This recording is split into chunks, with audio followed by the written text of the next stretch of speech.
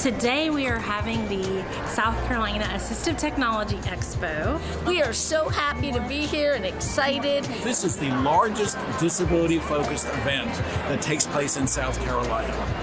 It's a time for the disability community to come together, learn about assistive technology. Anyone that supports a person with a disability, we learn, we see the latest and greatest technology in our vendor hall, and it's just a great time.